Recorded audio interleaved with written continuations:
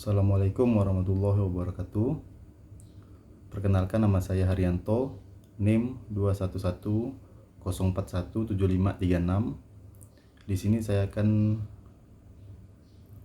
menjelaskan tentang supply chain management, di mana untuk memenuhi UAS semester 3 supply chain management.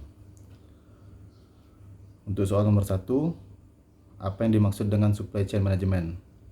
Supply chain management atau manajemen rantai pasokan adalah upaya distribusi aliran barang dan jasa yang mencakup semua proses mengubah bahan mentah menjadi produk akhir. Manajemen rantai pasokan merupakan upaya untuk mengembangkan dan menerapkan rantai pasokan yang seefisien dan seekonomis mungkin. Rantai pasokan mencakup segala sesuatu, mulai dari produksi hingga pengembangan produk, dan juga sistem informasi yang diperlukan untuk mengarahkan usaha ini. Nomor 2, jika Anda berbisnis dalam bidang restoran, bagaimana Anda menerapkan supply chain management dalam bisnis restoran Anda? Jawabannya, alur supply chain management industri makanan seperti yang telah dijelaskan di atas, bahwa ruang lingkup supply chain management meliputi seluruh proses alur rantai pasokan. Terdapat 6 tahapan dalam rantai pasokan perusahaan, yaitu sebagai berikut. 1. Pengadaan bahan baku. Rantai pasokan barang dimulai dari bahan baku yang disediakan oleh petani. Pada tahapan terjadi pemilahan bahan baku yang sesuai dengan standar kualitas. Dalam pemilihan bahan baku ini, supply chain manajemen juga sudah mengatur terkait kebutuhan produksi, mulai dari jumlah bahan baku dan kriteria yang dibutuhkan. 2. Pengiriman bahan baku. Setelah bahan baku dipilih sesuai dengan kebutuhan dan target produksi, kemudian dikirim kepada pihak pemasok untuk kemudian diolah dan dijual secara grosir kepada perusahaan atau pabrik yang membutuhkan. Pengiriman bahan baku merupakan tahapan yang cukup krusial, sebab harus dilakukan dengan pertimbangan masa tahan dari bahan baku agar tetap segar dan bagus untuk diolah. 3. Proses produksi. Bahan baku yang telah sampai sesuai dengan kebutuhan dan waktu yang direncanakan akan diolah lebih lanjut menjadi produk akhir. Proses ini tidak hanya sebatas mengolah bahan baku menjadi barang jadi, namun juga harus mengedepankan efisiensi baik dari segi biaya dan waktu. 4. Pendistribusian barang. Produk yang sudah siap didistribusi retailer atau pedagang eceran, tahapan ini juga harus berjalan dengan cepat dan efisien, agar tidak terjadi gangguan yang menyebabkan distribusi terlambat yang membuat produk rusak atau tidak bisa dipakai. 5. Penjualan produk. Saat produk sudah sampai di tangan pedagang retail, barang tersebut akan dipajang atau dipasarkan sedemikian rupa agar dibeli oleh konsumen akhir. Pada tahapan ini, kualitas produk akan mempengaruhi cepat atau lambatnya produk tersebut terjual. Kondisi makanan yang memiliki masa tahan yang pendek harus menjadi perhatian perusahaan agar produk tersebut terjual dan tidak menimbulkan kerugian. 6. Konsumen akhir. Titik akhir dari sebuah rantai pasokan yaitu saat produk sudah dibeli oleh konsumen. Pada tahapan akhir ini, supply chain management juga mengatur agar produk tersebut tidak menyebabkan limbah yang banyak, seperti sampah atau komponen produk yang tidak terpakai. Soal nomor 3, Anda adalah mahasiswa Universitas Mancabakti Pontianak. Seberapa penting supply chain management bagi UPB dan bagaimana UPB menerapkan supply chain management? Jawabannya, pendidikan adalah usaha sadar dan terencana untuk mewujudkan suasana belajar dan proses pembelajaran agar peserta didik secara aktif mengembangkan potensi diri untuk memiliki kekuatan spiritual, keagamaan, pengendalian diri, kepribadian, kecerdasan, akhlak mulia, serta keterampilan yang diperlukan dirinya, masyarakat, bangsa, dan negara yang telah diatur oleh Undang-Undang Nomor 23 Tahun 2003. Pendidikan memiliki peran yang sangat penting untuk umat manusia karena dengan pendidikan dapat membentuk manusia yang berkualitas, berintegritas, dan jauh dari kebodohan. Bahkan negara mengatur hak setiap warga negara Indonesia untuk mendapat pendidikan. Saat ini pendidikan dapat diraih secara formal dan non-formal. Untuk pendidikan formal, jenjang pendidikan tertinggi terdapat pada perguruan tinggi. Saat ini hampir seluruh kalangan masyarakat berlomba-lomba untuk dapat melanjutkan pendidikan ke perguruan tinggi, dengan harapan selain menimba ilmu juga agar mudah dalam mencari kerja. Karena saat ini hampir semua perusahaan mensyaratkan ijazah perguruan tinggi untuk melamar pekerjaan. Perguruan tinggi sendiri seharusnya memperhatikan kualitas lulusannya, apakah sudah sesuai dengan permintaan pasar dunia kerja.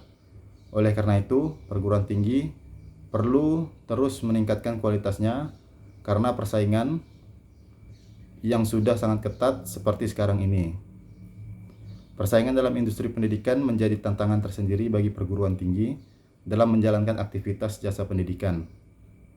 Perguruan tinggi dituntut untuk berpikir keras dalam mengimplementasikan strategi bersaing dengan menghasilkan jasa pendidikan yang berkualitas.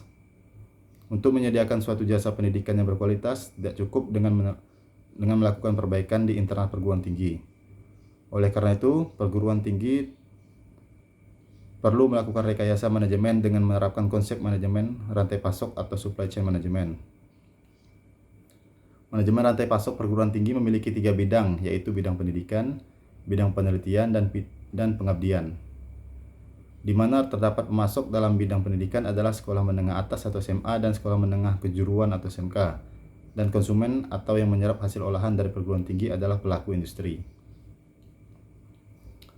Untuk soal nomor 4, ada dikasih link dan menjawab 4 pertanyaan yang perlu dijawab tentang supply chain apabila kamu tinggal di wilayah Asia Tenggara. Untuk jawabannya, 1. Tantangan apa saja dan peluang apa saja yang didapatkan dari rantai pasokan di wilayah pasar Asia Tenggara? Jawabannya, meskipun pasar wilayah Asia Tenggara terdapat sebuah potensi dari pertumbuhan perekonomian yang baik, ekonomi yang masih dapat berkembang pesat kemudian membawa berbagai macam tantangan tersendiri. Tingkat pembangunan infrastruktur yang berbeda pada masing-masing daerah memiliki sebuah makna bahwa setiap usaha memerlukan berbagai macam strategi supply chain yang dimana berbeda-beda guna untuk mendapatkan sebuah standar yang dapat digunakan dalam memenuhi kebutuhan dari konsumen. Dari sebuah penelitian yang dilakukan oleh Google dan Temasek Holding, mereka lebih memfokuskan terhadap sebuah potensi yang dimiliki oleh Asia Tenggara dalam sebuah kondisi pasar e-commerce yang tumbuh dari nilai 5,5 miliar dolar pada 2015 yang kemudian menjadi bernilai 88 miliar dolar pada tahun 2025. Indonesia menjadi pemegang dari 52% pasar e-commerce di wilayah Asia Tenggara. Pertumbuhan yang terbilang cepat tersebut memiliki sebuah artian bahwa hal tersebut menjadi sebuah pasar yang sangatlah berpotensi bagi sektor logistik. Akan tetapi hal itu juga akan berpengaruh terhadap tekanan yang berasal dari konsumen, peningkatan persaingan, dan tidak adanya pelanggan setia.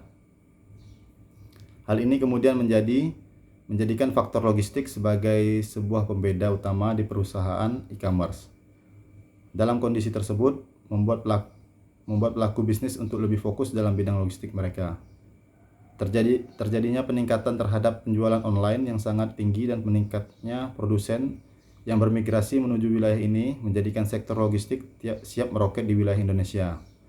Sektor transportasi dan juga logistik yang berada di Indonesia sebelumnya telah mengalami peningkatan sebesar 2 digit dalam 1 dekade ini. Dan kemudian tren dari peningkatan ini kemudian akan selalu terus berlanjut dalam tantangan dan juga peluang yang sangatlah besar. Sektor logistik kemudian perlu dilakukan otomatisasi guna untuk meningkatkan produktivitasnya. 2. Mengapa saya perlu melakukan otomatisasi dalam supply chain saya?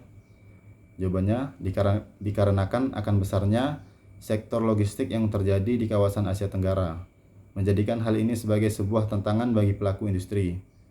Hal tersebut dikarenakan permintaan dari pelanggan akan meningkat, maka hal tersebut akan menjadi sebuah tekanan bagi pelaku bisnis guna untuk melayani konsumen dan juga untuk mempertahankan konsumen tersebut. Bayangkan mencoba mengirimkan 100 unit furniture, mengalami keputusan perlu pertimbangan kontrak biaya atau jenis kendaraan yang berbeda. Jenis furniture yang dapat atau tidak dapat dikirim bersama, rekanan mana yang harus ditugaskan untuk merakit unit furniture ini, alamat dan waktu dari hubungan pemuatan bersama dengan kendala nyata dan kondisi lalu lintas dan alamat pengiriman yang rumit. Dalam kawasan yang diharapkan lonjakan besar dalam ekonomi dan perusahaan mengantisipasi lonjakan pesanan, menjadi hampir mustahil bagi pikiran manusia untuk mempertimbangkan semua faktor yang disebutkan di atas.